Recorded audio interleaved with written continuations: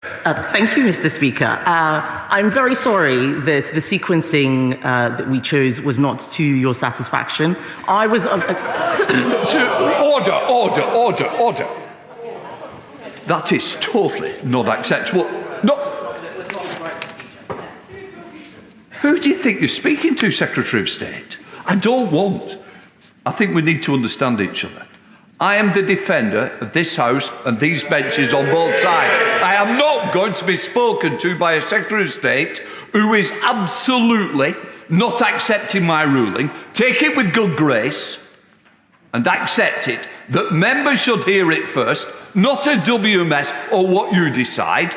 These members have been elected by their constituents and they have the right to hear it first. And it is time this government recognised we're all elected, we're all members of Parliament, and use the correct manners. Secretary of State. Mr. Speaker, I apologise. What I was trying to say was that I'm very sorry that I did not meet the standards which you expect of Secretaries of State, forgive my language. But what I have been trying to do is make sure that I provide as much clarity as possible. So I am actually very pleased to be coming to the House to speak. I'm very pleased to be coming to the House to speak on this issue. I have written a written ministerial statement to explain that yesterday we tabled an amendment to the retained EU law bill that amends the operation of the sunset in Clause 1 of the bill. This is a technical change. It introduces a schedule to the bill of retained EU law that will be revoked on 31st of December 2023. The schedule includes around 600 pieces of legislation provided by nearly all departments and spans a huge number of policy areas.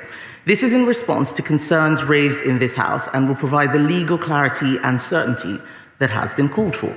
I would like to reassure my honourable friend that the 600 pieces in the schedule are not the limit of our ambition, neither the beginning nor the end, but actually over the past year, as Whitehall departments have been working hard to identify retained EU law to preserve, reform or revoke, it has become clear that time constraints have led to the programme becoming more about preserving EU laws than prioritising meaningful reform.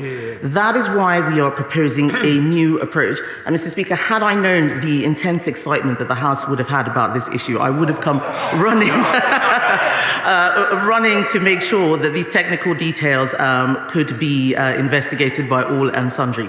But we are proposing a new approach, Mr. Speaker, one that will ensure ministers and officials are enabled to focus more on reforming rule and doing that faster. I'm pleased to say that the government has already reformed or revoked over 1,000 pieces of